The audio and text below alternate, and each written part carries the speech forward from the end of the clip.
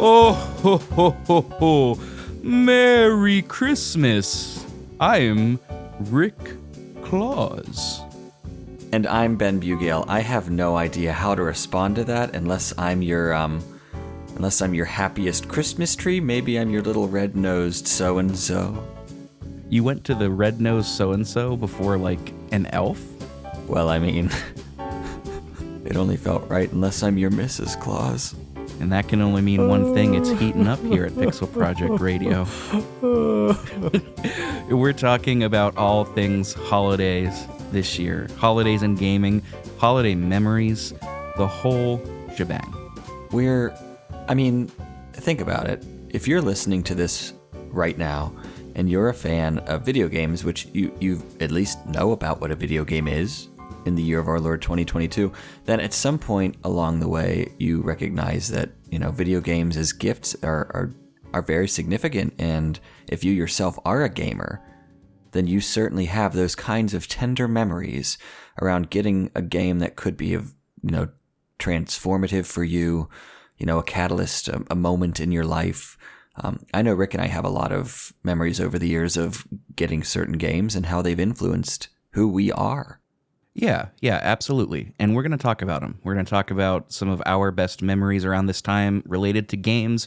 We're going to talk a little bit about like what the holidays might look like in video games. And then we have got some listener responses that we're going to go over. Yeah, we do. So right off the bat, Ben, you are of the Christian faith, an Episcopalian, some might say. Yes.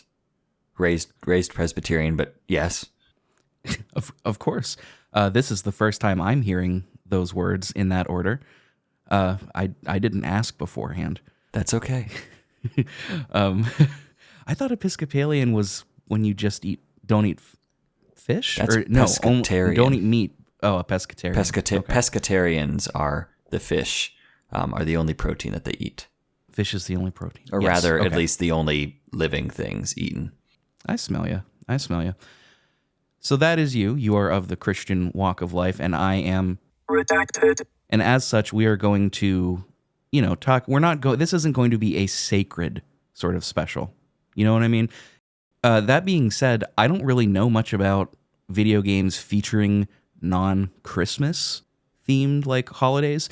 Like, I don't know much about video games that feature Hanukkah or Kwanzaa or anything that isn't sort of the ubiquitous Christmas-esque Santa Claus Christmas, not necessarily Jesus Christmas, you know what I mean?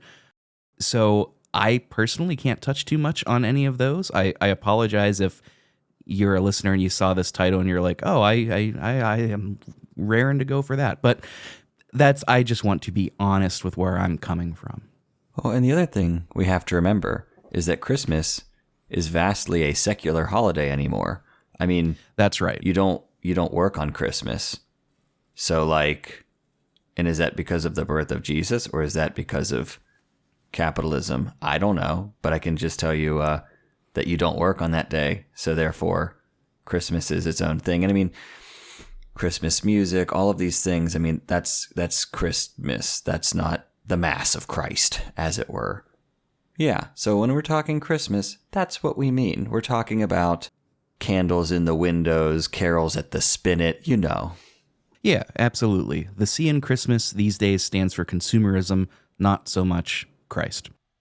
That being said, if you're a listener and you know of any non-Christian end of the year holidays, pagan, Jewish, whatever, in video games, send them our way because that stuff's interesting. I find it immensely fascinating anyway. But enough about that. Enough of my unplanned rambling about covering our asses. It's important. It's important. It is important. It is. Thank you for having my back, buddy. Hey, buddy. Thank you. You're welcome. So let's talk a little bit about games that have that holiday spirit. There was one that came to mind immediately when we talked about this, and it's probably recency bias, personally, but the Persona games, in each one, or at least each one since 3, have featured Christmas time. I did not know this. Yeah. So the Persona games, since 3, Persona 1 and 2, and then the spin offs kind of work a little differently. But starting with 3, they started a social sim element where you kind of go day by day, semester by semester, month by month through the school year. And Christmas is always a point in that. One thing that I learned recently, as you know, Ben, and as some of our listeners may know, I've been studying Japanese since July. And one thing that I learned recently is Christmas in Japan is a little different than it is here. And I'm going to regale you with some interesting facts if you don't mind. Sure, sure. So they typically don't put presents under their tree. That was the first thing I learned. They do Christmas trees, but they don't generally put presents under there. Christmas in Japan is also seen kind of like Valentine's Day. It's not so much as a gathering for the family. It's a time to get somebody you're sweet on a little present. Mm-hmm. I think that's pretty interesting. I would agree. And I mean, it kind of makes sense in a way. I mean, that's what how many Hallmark movies are that exactly? And do you want to hear the most interesting thing about Japanese Christmas that I learned? I think I do. Something that I am actively going to try to do this year too is a bona fide Japanese tradition on Christmas is to get KFC. That is far and away the biggest meal on Christmas in Japan is Kentucky Fried Chicken. I did know that, actually. I think that's just pretty cool, I mean, why the hell not, Yeah, sure. I'm not going to eat KFC any other day of the year. No. So that's pretty cool. That's recency bias because I played a Persona game somewhat recently. But Ben, you've talked on the show before about your propensity to play holiday-themed games, or at least games featuring snowfall, whenever the season strikes. So why don't you tell us a little bit more about that? I mean, it's a little silly, right? But whenever it's that time of year, whenever it's snow day weather, I kind of flash back to sitting on the ottoman that was in my family's edition room on the back of the house and sitting at like a 45-degree angle from the television and just N64s going. It didn't matter what system I had that was recent. I would always put in the older systems and the older games, and I'd play through some of the snow levels of GoldenEye. I'd do the winter levels of Banjo-Kazooie, Banjo-Tooie, Diddy Kong Racing. Surprisingly, not really The Legend of Zelda, maybe a little bit. Maybe, but I don't know. Those worlds are just so vast. Yeah, I would dig into all of those, and yeah, a lot of sweet memories there. I don't know why. I don't know why I do that time of year. I mean, I'll still do it now. I'll still pull over and be like, let's do the winter levels.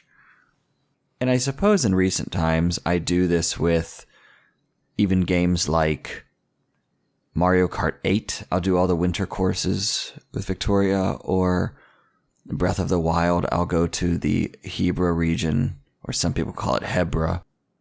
And I mean, they really made those snowier areas just endless fonts of creativity and exploration.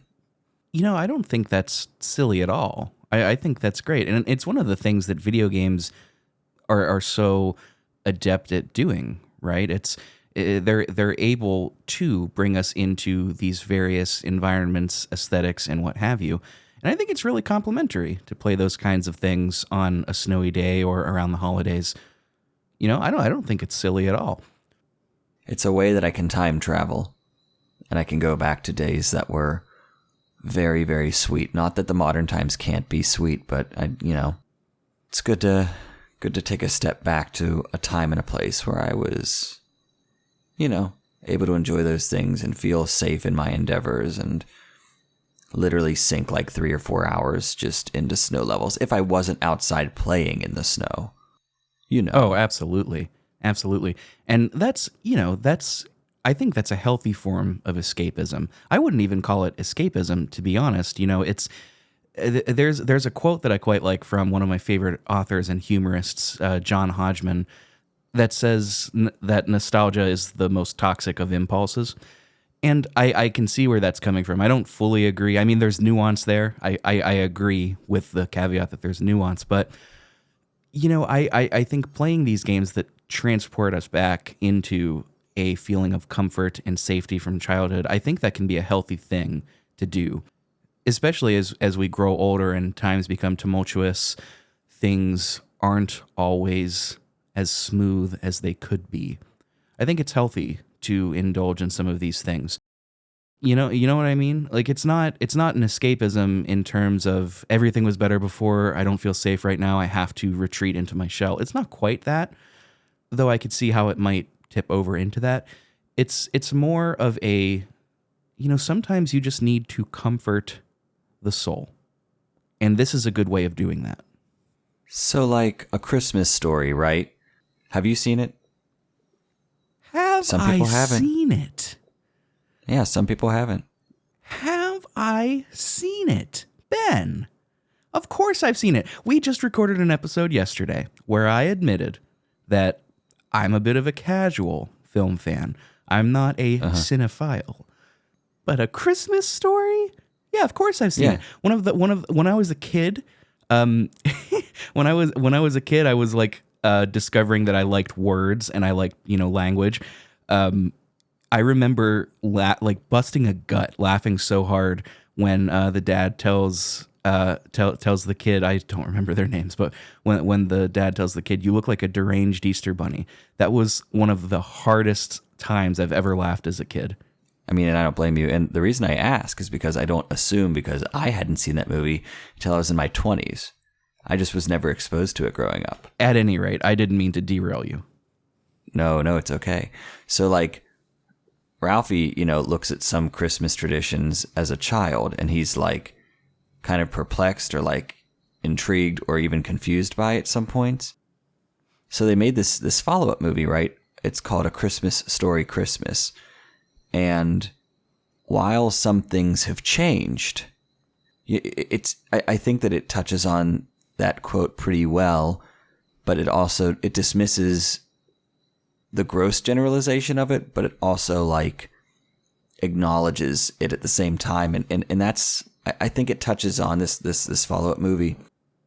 It touches on the good things that you can reflect on, but it also reflects on how time and people change and how some people never change and kind of live in the past. And I think that that's always problematic. Like one of my things about any institutions, any institution, be it sacred, be it, somewhere in like the fiscal world, I don't know. Institutions are not meant to be museums. They are meant to be living, breathing things that adapt with the times. Otherwise, they are doomed to fail, which isn't to say you can't acknowledge what came before and you can't love the, quote, good old days. But how you make the good old days now is important. It's like you have your own love language. The person that you love also has a love language. It's important for you to speak their love language. I don't know. I think you follow me overall. I think I do. And I like the notion of, institutions, people, relationships, whatever, acknowledging the past and not ignoring it, but at the same time, growth happens moving forward.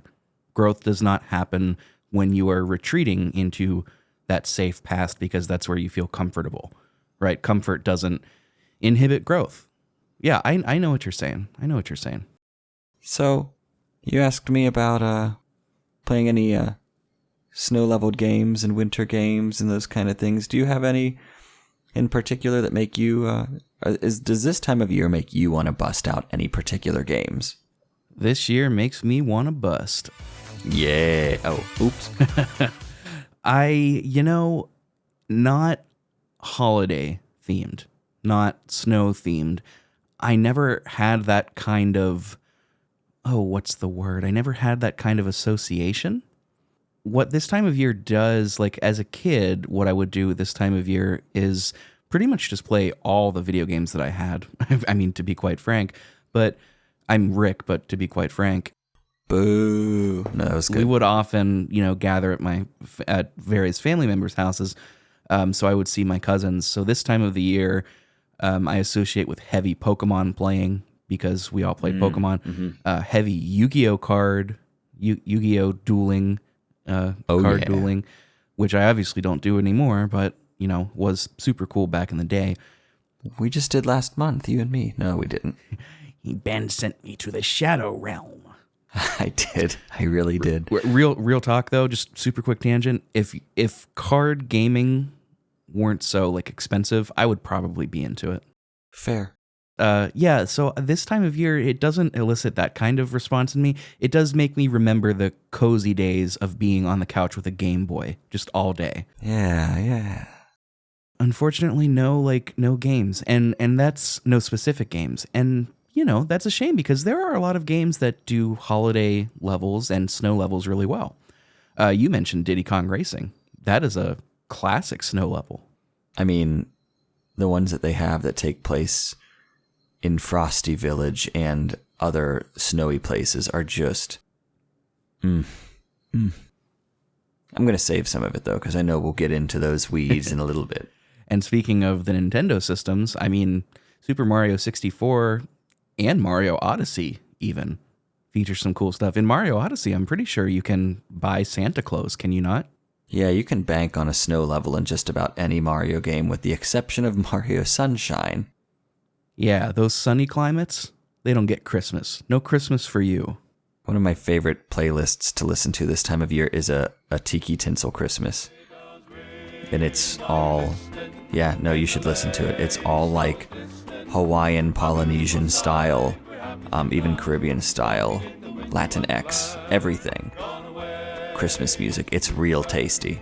You better believe, if I'm doing my job, that there is some of that in the background playing right now as we're talking. I would hope that, one of those like holiday hula. Oh my gosh. He'll say, are you married? We'll say, no, man. But you can do the job when you're in town. Later on, we'll conspire as you dream by the fire to face unafraid the plans that we made, walking in the winter wonderland. That's incredible. I need to get some of this music into my life. You do. I can confirm. So when we're talking about Christmas, and again, that's the C stands for consumer Christmas, not the C stands for Christianity Christmas. When we're talking about Christmas as a construct, at least in America, one thing that everybody thinks of, no, not getting drunk at the office party and kissing the secretary, which I think we've all done. Let's be fair. Uh-oh. No, I'm not about to air out my personal laundry. No, just kidding. I've never worked at a job that had a proper secretary, people. Come on. No, of course I'm talking about giving and receiving presents. Mm-hmm. Yep, we do that in America. It is the time of year when both generosity and reciprocity, thank you, Ben, and receiving presents as well. I don't want to say greed, but... No, it's normal to want something sometimes. Earthly desires. Well, maybe that strives too close to carnality. No, I like that. I like that. Material desires, avarice, the notion of having avarice, wanting material desires. We associate that with Christmas time. And, for better or for worse, I don't think we necessarily had intended on making this into a politically slanted debate about the ethics of this time of year. But I think we can both agree if you are shopping this time of year, avoid Amazon if at all possible. Shop locally if you can, etc., etc. You can't complain about Toys R Us going out of business or any other toy store going out of business if you've shopped on Amazon. I'm just saying. Two conflicting ideals there. But at any rate, Ben and I have both given gifts, we've received gifts, and I think we're going to talk a little bit about them.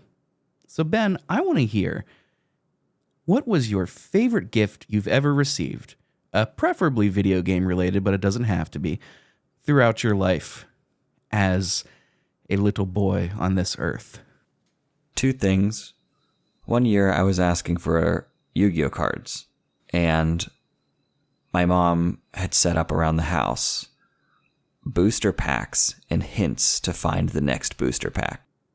And at that point in time, we had a hot tub that was a, quote, Father's Day gift. And I say quote Father's Day gift because I think that we all used it more than he ever did. But that's where the final card, Cosmo Queen, was in a piece of Tupperware floating in the hot tub. And that was the crown jewel. We've all found a Cosmo Queen in Daddy's hot tub. You bet your ass. I thought you were going to say that like it was only your dad's hot tub technically because he bought it for himself. I thought it was like a daddy's hot tub situation. No, my mom got it as a quote Father's Day gift, not unlike the TV on which she watched Law and Order all of the time. You know, it was always functionality and for the good of the order. But the crown jewel video game one still probably, I mean, there are many, but was being 5 years old and opening that Nintendo 64 and having in my hands GoldenEye and Diddy Kong Racing. And I remember opening GoldenEye and my mom, without being too obvious, throwing a look at my dad like, it says ages 13 and up. And that was what her eyes said directly to him. And I was like 5. I had wanted those games for a long time. I think Banjo-Kazooie also was purchased for me. It was a big year. I think my brother got NHL something or other, but he never really played video games, so it didn't really matter. That is awesome. That look towards Earl and Earl being, I don't know what you mean. Yeah, it was Santa Claus, gosh darn it. Blame it on Santa, of course. Oh, yeah. Oh, that is awesome. I can't, GoldenEye and Diddy Kong Racing. Man, talk about getting two classics. Yeah, it was whatever basically was existent in 1997, 1990. Yeah, I think it was 97. I don't think it was 96. Or 98. I don't believe it was. But yeah, those two were definitely on the first, two of the first games I had, and Banjo-Kazooie. So it was a good Christmas. Absolutely. And Diddy Kong in particular, I mean, is one of those games that, Diddy Kong Racing that is one of those games that was deliberately released around that time. Lots of video games get released around the holidays specifically to drive sales numbers because, as we all know, video games make great presents. I mean, you can even look back to a lot of the aughts and teens and how many Call of Duty games come out in early November or mid-November. Mario Odyssey came out in late October. A lot of games capitalize on trying out the waters and getting really good reviews throughout the earlier fall, and then, ramp it up when it comes to December so that the market is just freshly chummed. Freshly chummed, huh? That's what they called me in high school, That's what the C stands for. That's what the CH in Christmas stands for, is chummed. Yes. Can't wait to see what CHR stands for. Oh, that was probably the best iteration of that's what they called me in high school that I've heard in a long time. Thank you. I've been carrying that joke with me since I came to IUP. Speaking of getting two landmark games like Diddy Kong Racing and GoldenEye, I remember, and these had to have been two separate Christmases because my family was never well off enough to get me both of these at the same time, and also get my sister comparable things.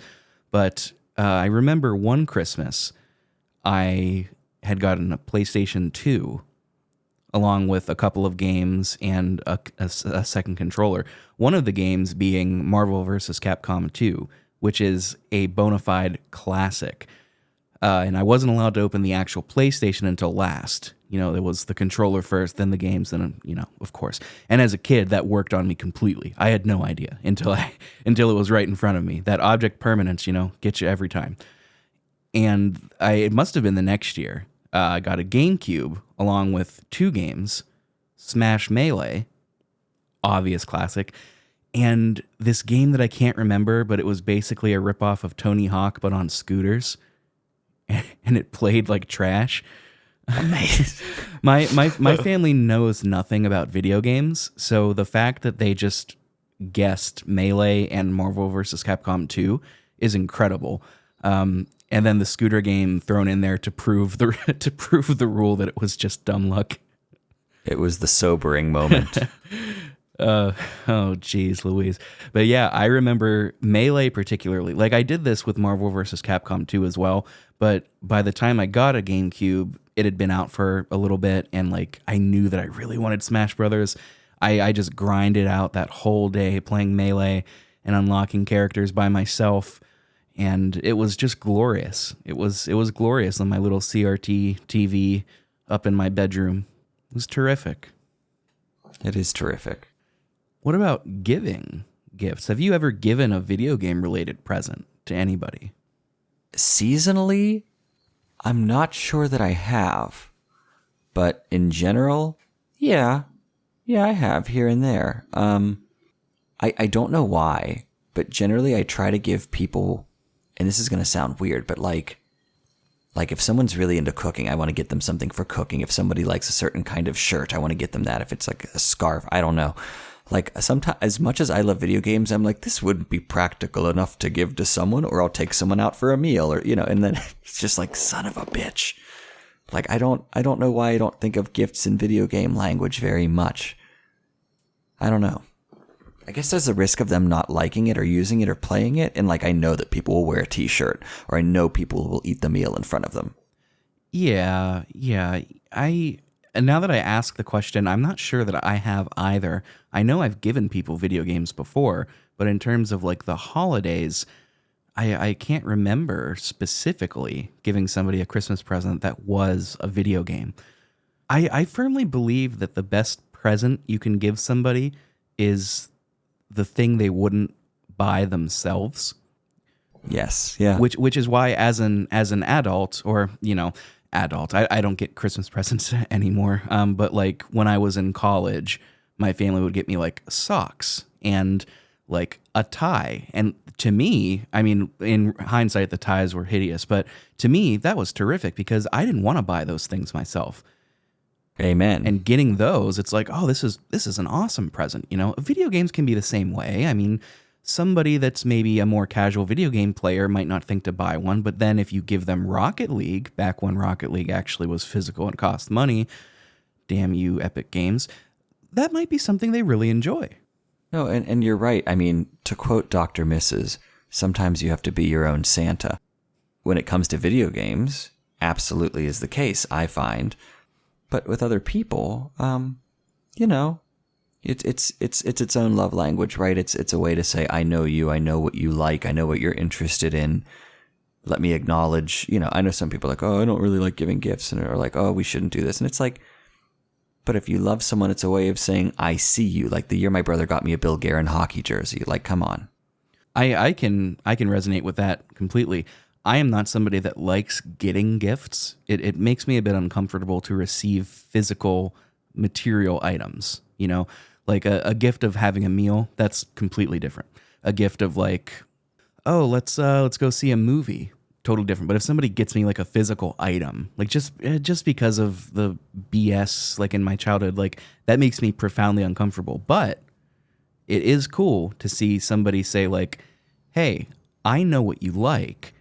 I know this about your character. So here's this physical thing. And while it makes me uncomfortable on some level, I'm like, it's they understand me, and that's great. And that could be the difference of love language between an act of service and gift giving. You know what I mean? Because like sometimes if someone takes you out to eat or like says, hey, let's go see a movie together, I mean, that's the gift of quality time. So like, again, it's all about knowing who you are and knowing the other person, because like if I got you something that I would want for myself, like it's not going to mean the same thing. In fact, it's almost silly. Yeah, absolutely. Absolutely. That would be a profoundly selfish gesture to be like, hey, I really like that new season of The Walking Dead. So Ben, here's a DVD of The Walking Dead that you can play in your DVD player in 2023. Like a book is one thing. It's like, hey, give this a read. And if you don't like it, give it to someone else. But like if I went to Rick and I was like, Rick, the Country Bear Jamboree movie, here you go, pal. It's like, that's a heavy burden. Whoa, and a really slow down. Slow down. What's this about Country Bear Jamboree? And a gift for Rick? Yeah, I mean, if you want the Country Bear movie, Rick, I mean, we can work on that. So you can, if you want Ben to give me the country, but you can at him. This is the second time you've done this. It is. I love making ridiculous calls to action. Me too. I want to go back just real quick before we get into the next little segment. You said Dr. Mrs. said, be your own Santa. Dr. Mrs. was a professor that we had at IUP.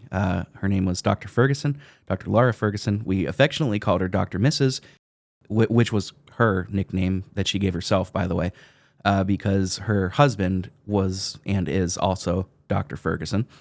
And it was just easier because they both taught in the School of Music. And she was wild. I did not like her at the time, but hindsight, I think she was a profoundly positive influence, but also a positive asset to that whole school. One of the best professors there. I mean, she would meet people where they weren't necessarily ready to be and would encourage you to meet her there. And I think that's admirable. And you said that she said that sometimes you have to be your own Santa. I want to make the personal call, the personal, gentle suggestion to everybody listening. The holidays are a time where it feels good to give to others. This is true. But do take the time to treat yourself. It is so important. My birthday actually is 5 days after Christmas, December 30th.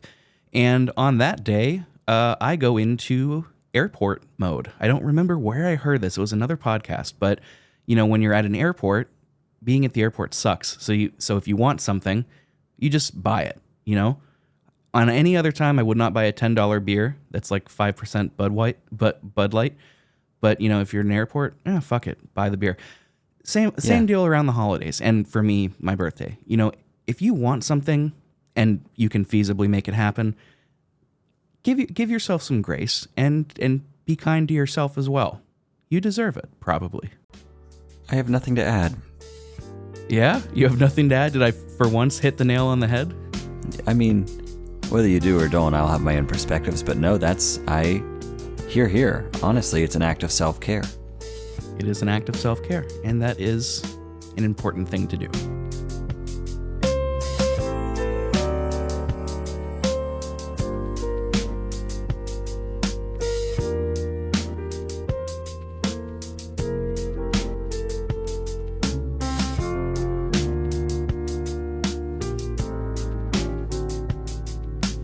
I guess you were right, Linus. I shouldn't have picked this little tree.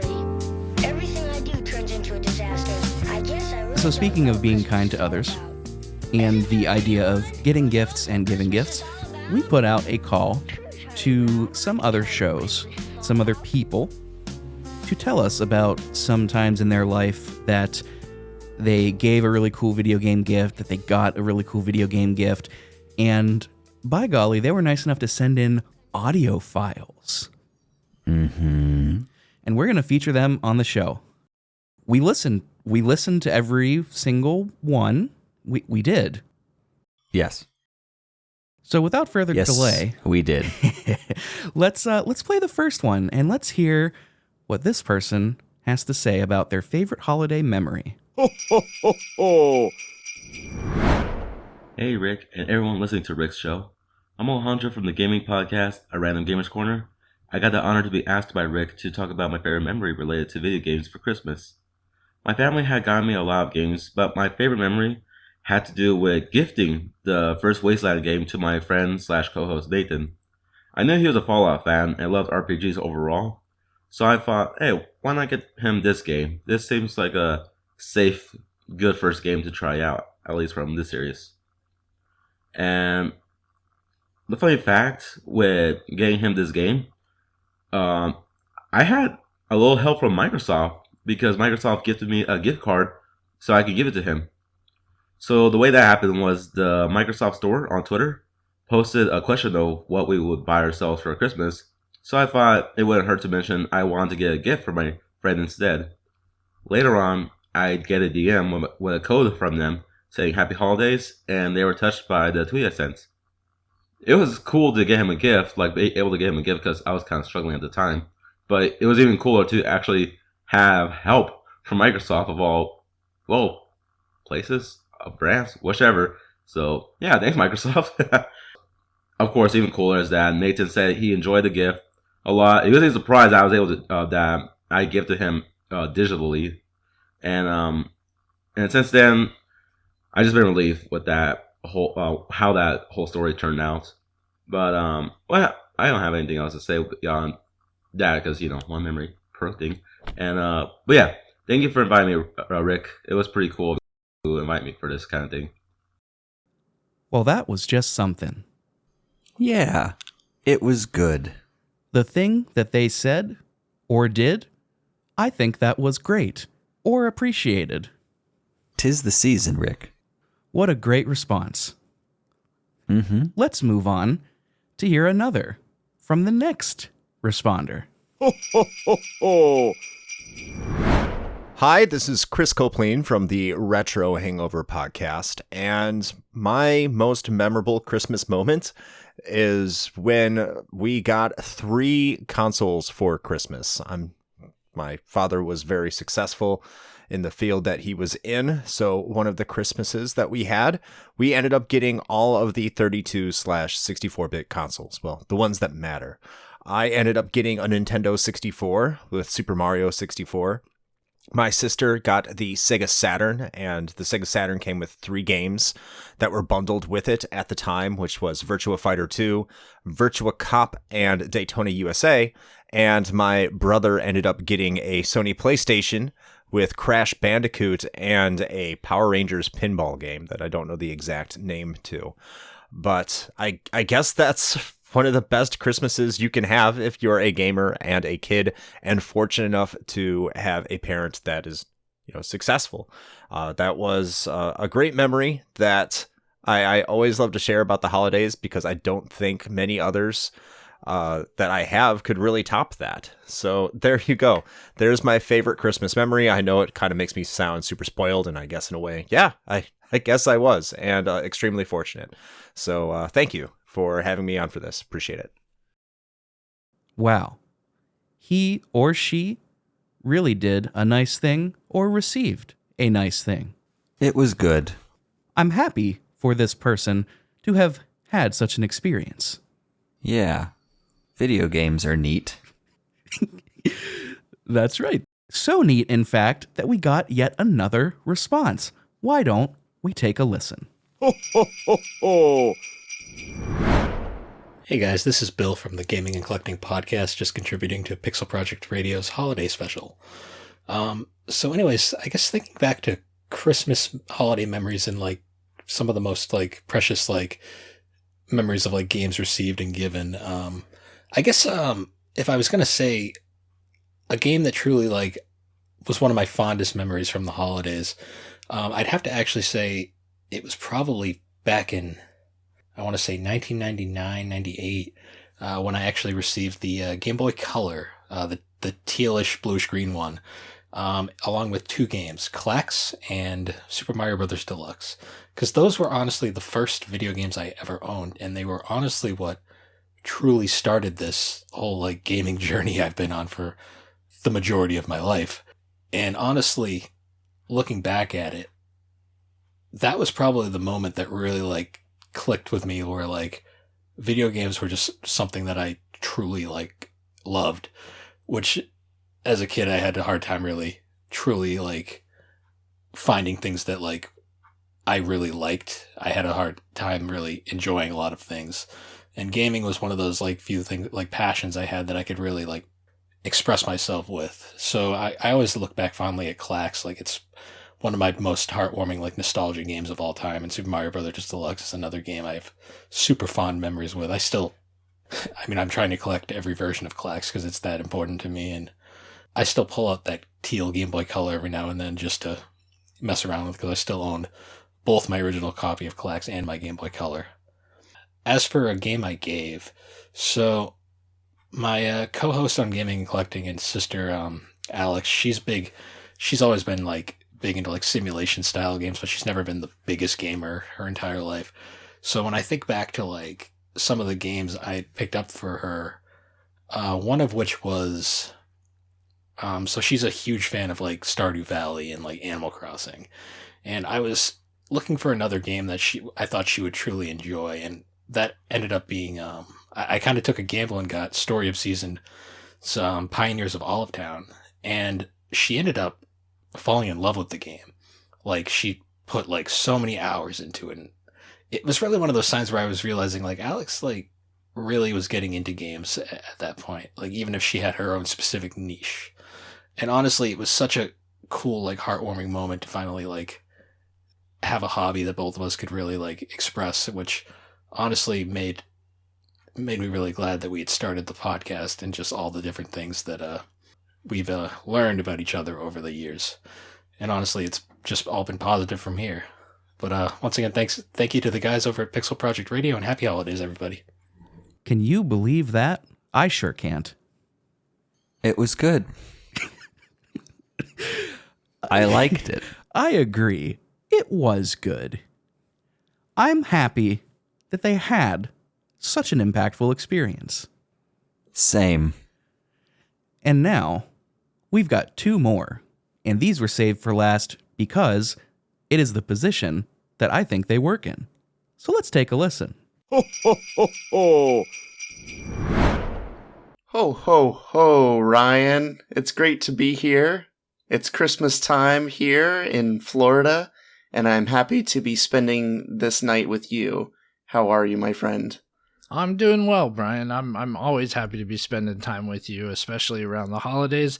Boy, nothing makes it feel like Christmas than Florida heat, right? That's right. Yeah, it's not very cold here. But we are here thanks to Pixel Project Radio, and we are here to share our cozy Christmas memories.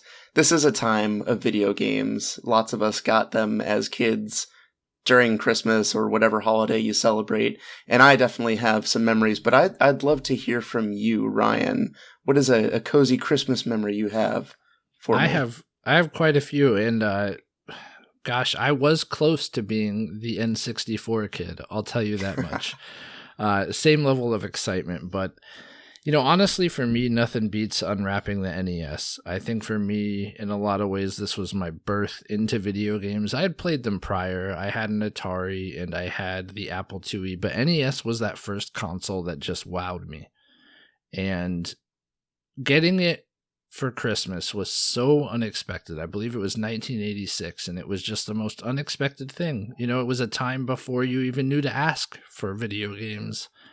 So when I unwrapped that little gray box, it literally blew my mind. It wasn't something I had asked for or expected or thought I was going to get. And the fact that it came with a game, I could already just start playing it, and I got an extra game as well on top of it. It was just such a special Christmas, and was able to play with my sister. And yeah, man, I don't think I could ever replicate that feeling no matter how hard I try. Yeah. But now you have the opportunity to do it for your son. It's so true. That's pretty cool, right? It's very cool. It's very cool. I always do try to inspire that in him, and it's amazing. I don't have to tell you, but it's incredible to see the look on his face when he unwraps the gifts for his birthday and Christmas. Yeah, that's man. right. Absolutely. Yeah. Well, I definitely have my own Christmas story, and it wouldn't be proper Brian fashion if it wasn't a Rare game. And of course, I was that N64 kid because I grew up around that time. So getting that system was amazing, and then getting games for it was even better. So my game was Diddy Kong Racing, and Nice. It came out in November of 97. And I remember unwrapping that one for Christmas, and I just played it for hours and hours and hours. And I actually really liked all of the tracks that were kind of those winter themed ones, because they had the best music that really kind of had that Christmas time cheer to it. I mean, whenever you have jingle bells in a song, it like automatically makes me think of Christmas, and many of those tracks had that. I feel like Frosty Village was a good example of it. So Diddy Kong Racing, I mean, it's my best racing game on the N64. I will fight that till I die. And of course, I loved all my rare characters in there, and it was my first glimpse in seeing Banjo for the first time. I wouldn't meet him and Kazooie properly until the next year, but that was it's the start of my love for Banjo-Kazooie and Rare in general. Yeah, it couldn't have been a better game. I do have to say, it is the best racing game on the Nintendo 64. It might not be my favorite, but it is definitely the best. Absolutely. Well, yeah, we really want to thank Pixel Project Radio for having us on to share these cozy memories. I'm going to open some hot chocolate and get some marshmallows going. How about you, Ryan? You ready to kick back? I'm ready to kick back with my nog and rake in the holidays, man. All right, rake those holidays in, brother. That was good. Golly, what a story. I liked the beginning, and I liked the middle and the end. I liked every part of it. And now, let's hear one more. Ho, ho, ho, ho. All right, and we're at the last blurb of the episode. And appropriately enough, I've brought at least one of these boys up on the show before. You might have heard me talk about my childhood friend who had an Xbox and a Nintendo 64 and etc. Consoles that I never had. And we haven't been in touch for a while. But as life would have it, as it usually does, we're here now. And we're in person with our mutual friend who is also going to be here. Sorry I don't have as nice of an introduction for you, Brad. but I am joined by my two childhood friends who are very near and dear to me and really cannot tell them how much I love and thank them for being here. Jordan and Brad, what's up, dudes? Nice to be here. Hey, man, it's so great to be here. Thank you for having us on here. Seriously. It's been too long, and we've always talked about video games so much, like in the past. So, like, it's nice to kind of see it come full circle, like as we're older and kind of just, I don't want to say like reconciling, but just like making up for lost time. Oh, for sure. So. Absolutely. Yeah, no, it's really nice to be here on this wonderful, wonderful podcast.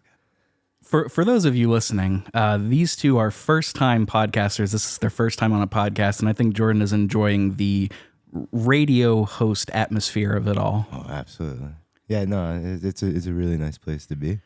It's first time I ever did a podcast, and Jordan's got a voice for radio. No. Like I've always seen it. I can tell he's like in his element right now. He's in his mantra. My element would be in bed with Brad's mom. NPR, let's give this guy a show. So this blurb that I'm asking other podcasters and people is related to the holidays as we're closing out our year with this episode. So I wanted to ask you both, maybe go with Brad first. What is your personal favorite memory of video gaming associated with the holidays? It can be a gift you've given, it can be a gift you've received, or it can just be a really fond memory with somebody around the holidays. So, Brad, take it away, bud. I think one of my favorite memories that sticks out that I can think of, I think was getting the NES whenever that was. I'm not sure exactly what year that was, but no, that's when it came out. Probably like 80 something. Yeah, it was definitely. It was 80 something, but you're that old. So who gave you the NES? Was it one of your parents or a sibling? I think my parents got it for me. I'm pretty sure. I don't remember what year it was, but I asked for it, and then like a bunch of just like random games and shit. And I just like distinctly remember playing the first Teenage Mutant Ninja Turtles game on it and like loving it, but then like at the same time like hating it because like there is just so much like inconvenience with some of those old consoles and stuff. And I know everyone forbids like blowing inside the cartridge. They're like, that's bad, that destroys it. And I was like, well, it's funny because like it works. So like I do it. I know it's not good, but there were several games I got. I know like there was Star Soldier also in there for the NES. It was TMNT 1, and then like there's a couple other ones. I know distinctly I think the first two Zeldas were in there too. The original one with the gold cartridge and then Adventure Link. And like, I don't know, it was just fun. That was one of the first times I remember playing like an actual old console and actually getting the hype. Because I think you'd probably remember sometimes those plug and play things that you get or whatever that were like always like over Walmart and stuff. Anytime I'd get those and find out it was like an Atari console or something, it just sucked. It just wasn't good, you know. Yeah, no, I know exactly what you mean with the plug and play consoles. I'm going to pass it over to Jordan because our patrons are going to hear more of these two pretty soon. Plug. But Jordan, passing it to you. What is one of your favorite holiday memories relating to video games? There's multiple. So many nice memories and on Christmas with video games. Like I remember getting a PS2 when it first came out, and I thought that was the coolest thing. And then my sister's boyfriend came up, and he hadn't just bought an Xbox, or got an Xbox on Christmas, and we played Halo. And then I was like, well, like shit, like PS2 sucks. I want that. But you know, there's another time that like, you know, my dad stood out on like went to 3 different like Walmarts, stood in like line looking for a fucking Wii when it first came out. And I got it, and I was like, kind of sucks, but it's cool. But I remember Twilight. I got Twilight Princess and Red Steel, and I was really excited for Red Steel because I was like, oh man, I'm gonna use the Wii like nunchuck, and I'm gonna have like this samurai sword and a pistol in the other hand. And I'm gonna do a bunch of shit just sucked. It was balls. It honked. Funniest one is probably Laser Shoot Larry, given to me by my mom's. Oh my god. Laser Shoot Larry, given to me by my mom's boyfriend at the time when she was going through a divorce. She had this like weird dude she met on Texas, well, from Texas, on fucking MSN chat room. Fucking crazy. Insane. And then he gave me like a GameCube with Mario Kart Double Dash. I was like, sweet. And then Leisure Suit Larry. And I was like, what the fuck is this? Well, I don't think there's any reason to dig into that too deeply, huh? What a way to wrap up the episode about the holidays. We're going to get back to the regular episode. I just want to thank these two again. They're two of the most wonderful people that I know, and I'm so glad that they're in my life. Love you. All right, future Rick and future Ben, back to you. I think this story was good. It was good. Hey, Ben. Yeah. It's occurring to me, do you think that our use of language, our choice of words is giving any sort of impression? No. Let me play back our last response. Let's just take a quick listen. Flashback. Golly, what a story. I liked the beginning, and I liked the middle and the end. I liked every part of it. End of flashback. Ben, I can't help but feel like we're being a bit vague. It was good. Do you think that the listeners are suspecting we may not have listened to these? I liked it. Sorry, I'm just so nervous. I mean, they might think we didn't listen at all. Should we? I mean, maybe we should be more specific. I guess we can. For example, I thought that Alejandro getting a gift card from a tweet to give his friend something, that's a hell of a gesture. It is. It's a really lovely gesture. And I, hearing Chris talk about a year where he got 3 consoles, like, holy cow, could you imagine? I cannot. Chris is also a big fan of the Sega Saturn, which was one of the 3, the Saturn, the N64, and the PlayStation. The big 3. Yeah. Or to quote him, the 3 that mattered. I'm a big fan of the Saturn. I like that a lot. What did you think of Ryan and Brian's stories? So I'll take Brian because I have to, because he brought up Diddy Kong Racing and the winter levels and the music of it, and it just Here. Yeah, and it's just, I don't know. It's really special to hear Ryan, to have heard Ryan just talk about the feeling of getting an NES that came bundled with a game and getting an extra game on top of it, which, I mean, as a kid, count your riches. Like, that's the coolest thing ever. It is. It really is. Yeah, those console tie-ins, those bundles, they pushed a lot of sales. Yeah. It was good. Sorry, I'm so sorry.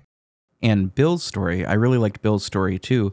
I also received a Game Boy Color. Actually, I think it might have been for Easter. One of those like weird families that do presents on Easter. But it was the see-through purple one, which has become my favorite since. But very cool game system to get as a gift. May we all find our own clacks in life. And man, I can't speak from experience, but that's just so heartwarming to find a hobby to do with your sister in such a way, or a sibling in such a way.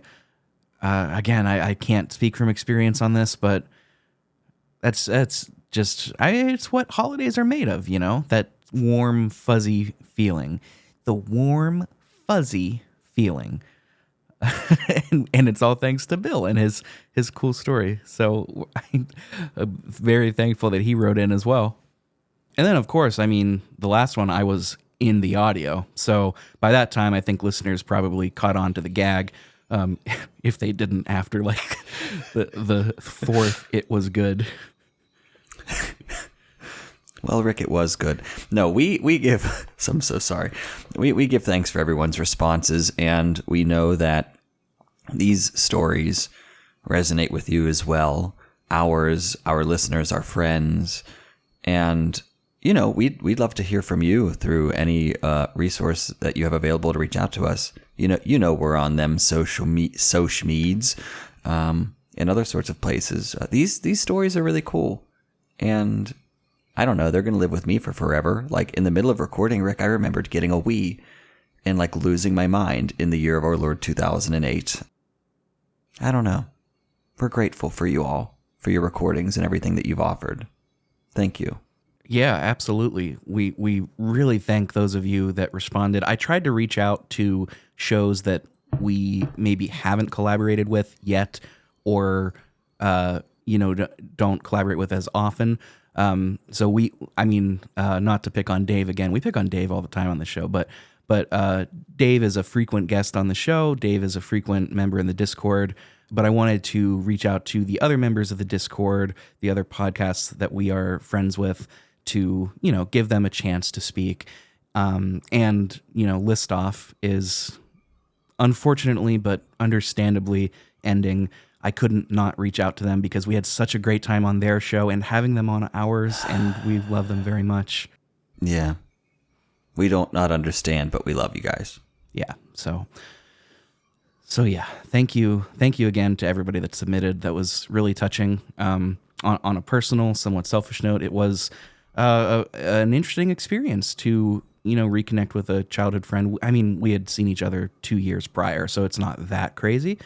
But it was nice to have them on the show, and I hope all of you that submitted hear this as well. Yeah. Sorry, that was a bit rambly. No. It's good. It's just there's not much else to say. You tackled it all, really.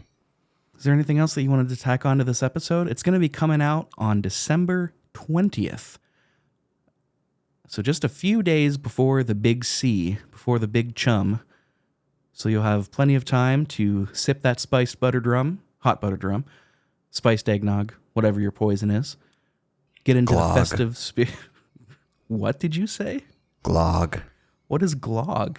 Glog is like a wine that you can, like, it's kind of like a wine that you, like, pour into a vat on your stove and heat up with some mulling spices.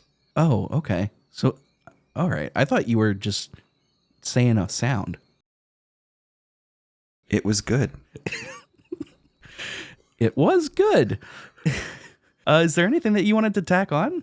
I don't think so. We're glad you're along for the ride, and this is an episode that we could do again sometime, honestly, and get some more of your opinions and views and gifts and things that mean something to you, because, and I know I speak for both Rick and I when I say this, your stories matter to us. And that's why we have the community that we do, that we've established. And so, jump on in, join us, talk with us. We'd love to know you better. Absolutely. Could not agree more. And that's why I let you speak for me. I'm not going to say it was good because I'm not that self-centered. All right. In the spirit of the holidays, I'm not going to do any kind of plugging. You could listen to our other episodes if you want to hear where you can find us and about the other stuff. But no plugs here. Goes against the festive spirit. So for now, I'm Rick Firestone. And I'm Ben Bugale. Thanks for listening, gang. As for this episode, it was good. It was good, and a Merry Crumpus to you too, Rick. Merry Crumpus, Ben.